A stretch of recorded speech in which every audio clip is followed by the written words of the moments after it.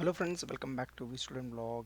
And in this Nutanix series of training videos, in this video, like we will be looking at how to add a cluster name and a virtual IP, and how to configure domain authentication, and how to log in with a domain account. So we'll be looking at these topics today, and we'll be working on configuring it in our lab. Let's go to our lab. So we already log into our Prism.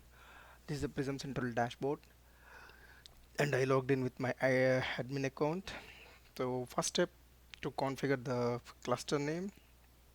If you look at this, we're able to see unnamed. This is the cluster name, where you can see the cluster ID, cluster UID, all details, and our cluster subnet.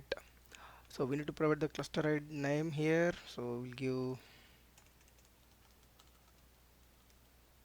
our blog name. So FQDN, we can provide FQDN, but you should also make sure that your FQDN is accessible from all CVMs.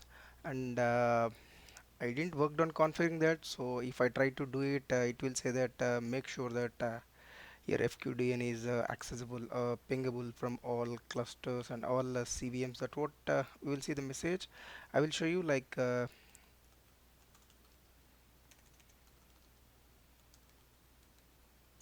.dc.com, and the virtual IP is 192.168.0.102, which I already reserved it. So iSCSI data services IP we will configure later. When I try to save it, you are able to see that all nodes like pstudentblog.dc.com must resolve to all node IPs. So that we will fix it later. So I just want to show you guys, that is the reason I just try to add that. So once I remove and save it, obviously you'll be able to see the cluster name as student blog in a couple of minutes.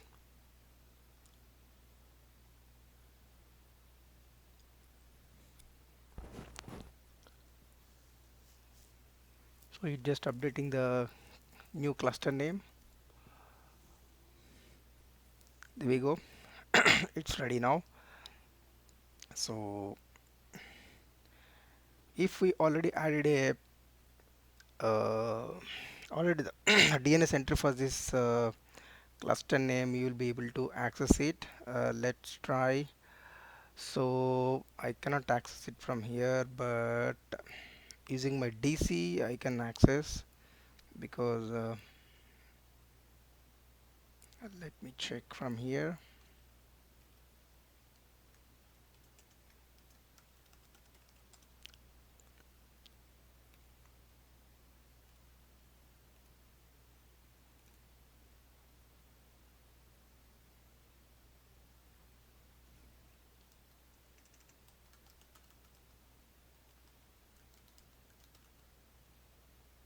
Come on.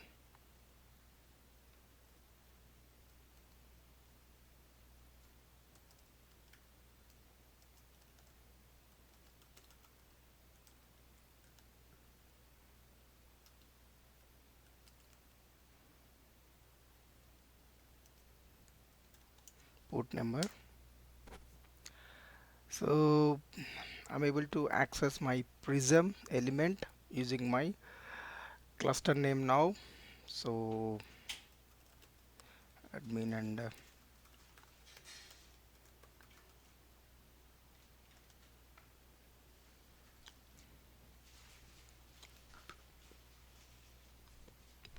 there you go. So if you see here, the same portal, we are able to access it from there, as well as we are able to access it using our cluster name, and even we can access the same using our cluster IP.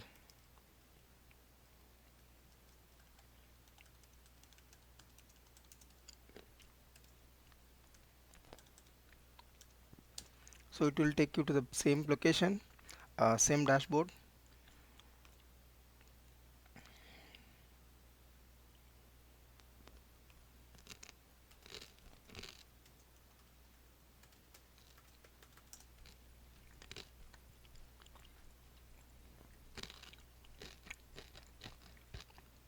Okay.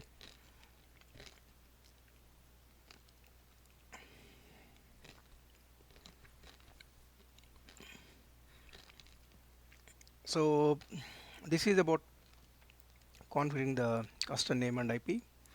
So next is to configure AD authentication, where you need to go to, yeah, you need to go to the this gear symbols, that is settings.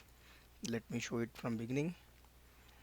So if you go to this gear symbol, that is settings, where if you go down, you'll be able to see users and roles. Click on admin authentication, and you have to give the active directory, like dc.com is my ID. So domain is dc.com, and LDAP you have to give like as it was mentioned, you have to give the LDAP URL like that. So it's LDAP. You can give the name as well as you can give the IP 192.168.0.40, port number 389, that is LDAP port number. So and search type should be non-recursive, that should be the default one, and you need to give the service account. So let's check if I created any service account for that.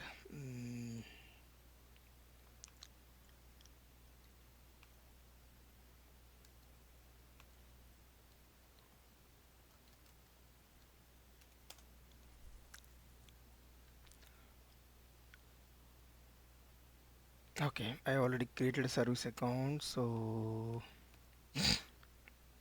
fine. It will be better if you create a service account. So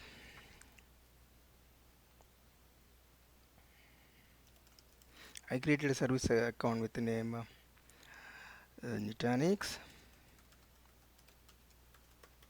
I will put the password and save it. Invalid dashes. Okay. Directory name is okay. We'll give this TC. I will see.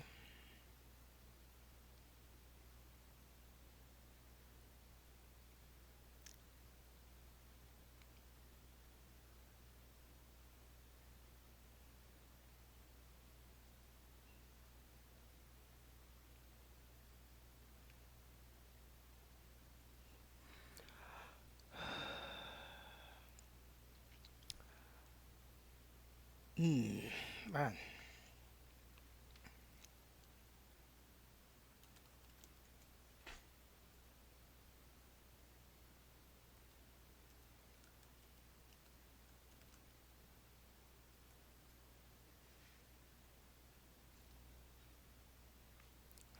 Let's try to configure one more time.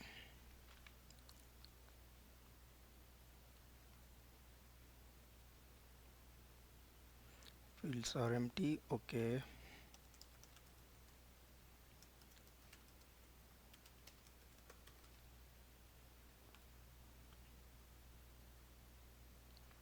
Okay. Let me try.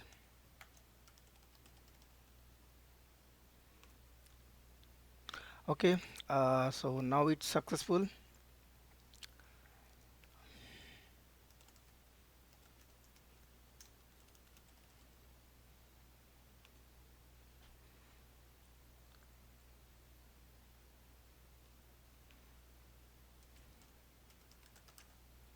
So I don't like it. So try one more time. Authentication test failed.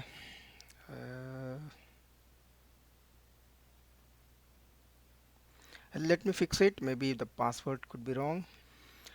Okay, I just reset the password. I will try one more time.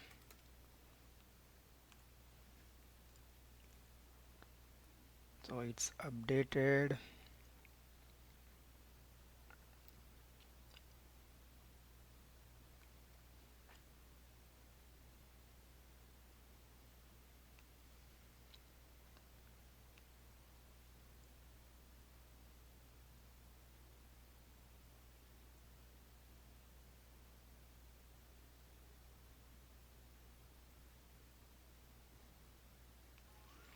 So we have updated. So let's try to test it now.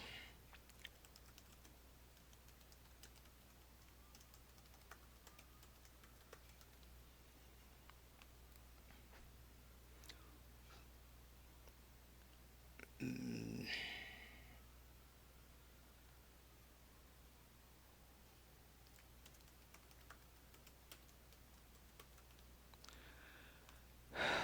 it's troubling.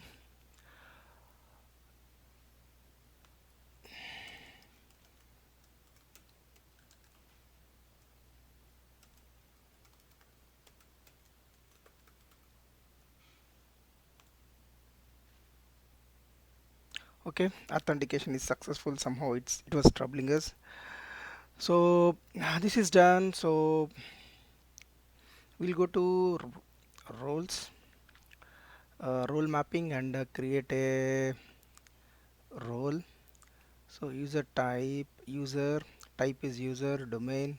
Okay, role is cluster administrator, and we'll put the value Nutanix. Right, let's try. So we have added the role. So now we will log off, or we can try here. Just log off here and try to log in with our domain name, domain user, and let's see whether it will work or not. Nutanix admin@tc.com.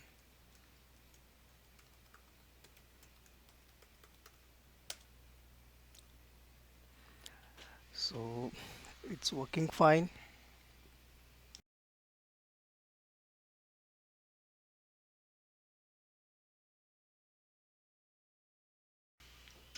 We are able to log in with Nutanix, like a domain user. So this we completed the two topics. One is to assign the new name and provide the virtual IP for the cluster, as well as adding it like adding the domain controller, like authentication, configuring authentication, and role mapping. These these topics completed. So in our upcoming videos we will look at all the top listed things, like anyhow we can proceed, like here if you see here cluster details, like as initially we saw this, and configure CVM is like you can add a target CVM memory here. If you click here you will get option to add the memory here, and you can apply it here, so that if like if you have n number of CVMs, if you have more nodes and more CVMs, then obviously we can assign more CPU if any CPU, sorry, more memory if any performance issues you're able to see. So expand cluster is like for example you have only one cluster now. If you by default if you have a new node available and in your network and you want to add it, it is already having a CVM, then obviously it will auto discover that host, and it will be listed here. You need to just select it and click next. If you want to do it manually, just click on it, and you have to provide the host name or IP, so that it will search for the host or CVM IP, and it will be listed here. Once it is done, you will be clicking next. We don't have any other additional host, that is the reason we are getting error, but pretty simple to add that. So you have additional nodes, you can add that nodes and CVMs to this cluster, and you need to click next. So we done it with a single node cluster, but when you configure three node cluster, you need to, while installation, if you remember, like I selected a single node cluster. Instead of that, you should not check that one single node cluster, and you need to click next. And you can also have an option to configure cluster cluster after logging to the CVM console. When you log into the CVM console, yeah, using the commands, we can create a cluster, three node cluster. As this is a community edition, we can add another three nodes to this. But if it is a real-time production, you can add n number of uh, hypervisors and CVMs. So like uh, compared to like community edition and uh, like normal production one, like ultimate pro one, so there won't be much difference coming to this, but a few things won't be available. We'll be discussing on that soon. So this is like image configuration is like ISOs. You can upload the ISOs here, and whenever you're building a VM, what happens is let's configure it. So if for example 2016 uh,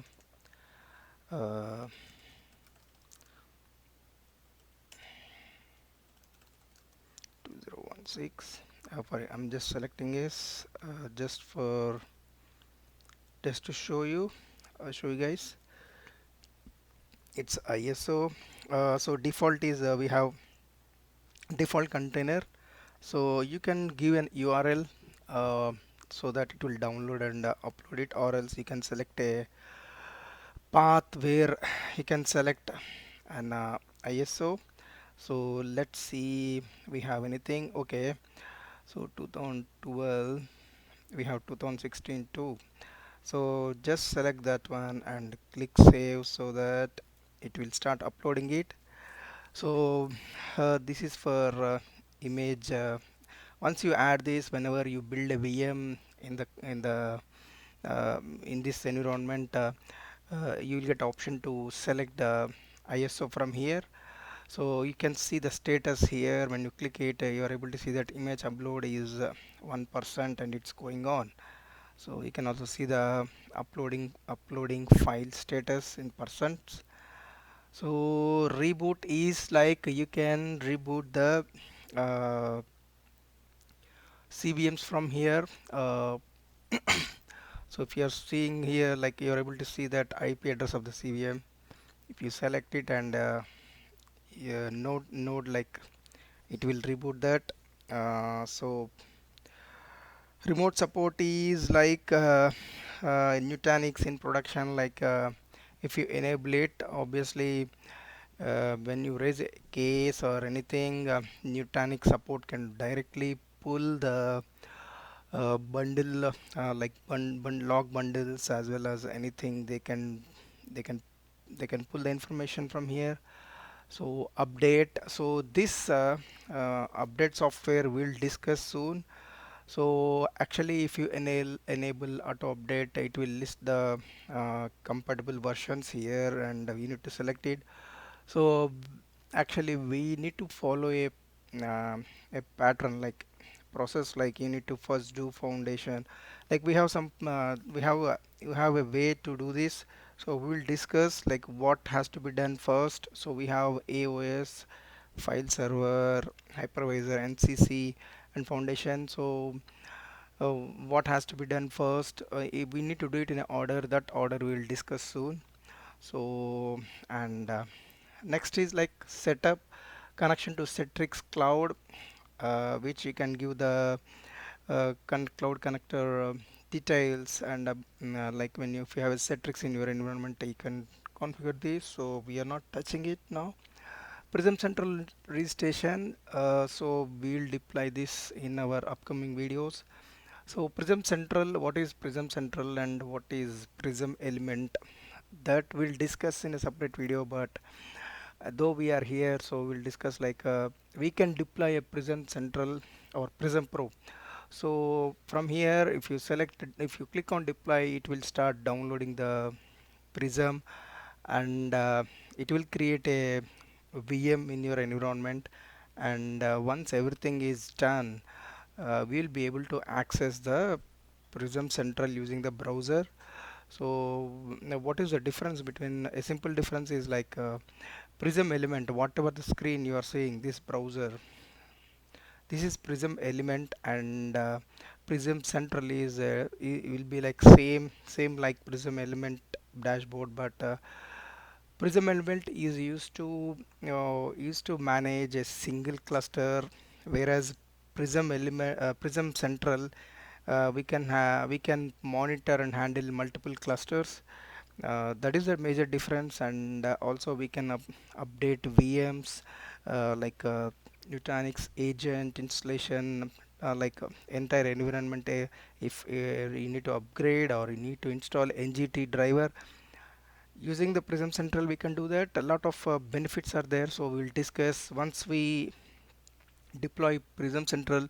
What are the features available on Prism element will be transferred to Prism Central. Everything will be discussing in upcoming videos. Pulse is like if you enable the pulse, like Nutanix support can automatically daily like pull the information of your cluster, and they can diagnose.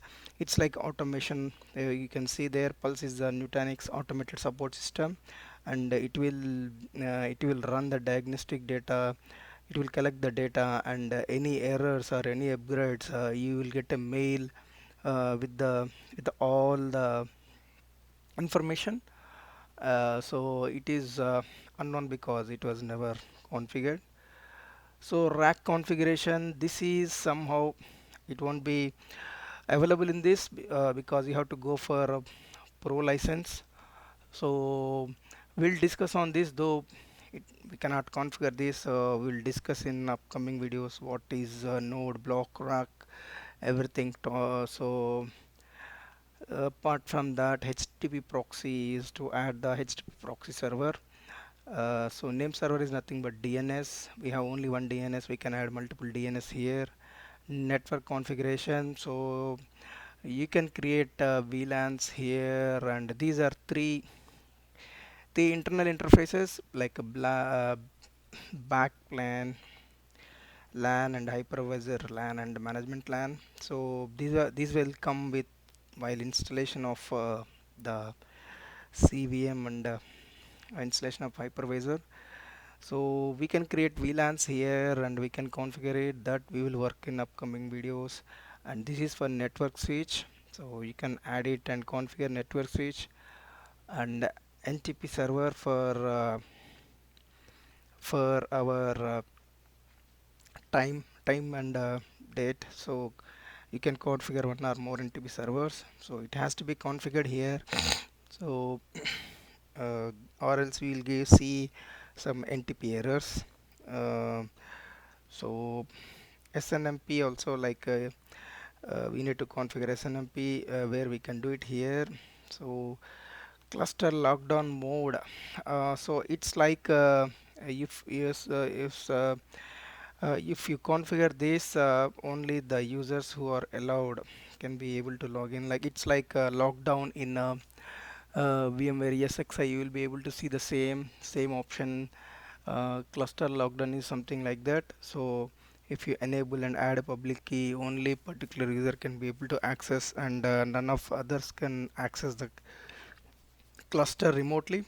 So if you read about here, you will be able to know. So so remaining all like a certificate we can add. By default it will be having an self-sign certificate. You can replace the self-sign certificate with your company generated or with the purchase certificate. So couple of things here we have that security related we'll discuss in upcoming videos. These already we done it. And alerting, like alert email configuration, we can do it and put your email ID or a group name, so that any alerts generated will be sent to that particular mail ID. Like every single alert, daily digest, everything, like it will be sent to your mail ID. We can also put a rule, and These are like subject, everything, or like append body. We can mention it here. So pretty simple to configure, nothing complicated here.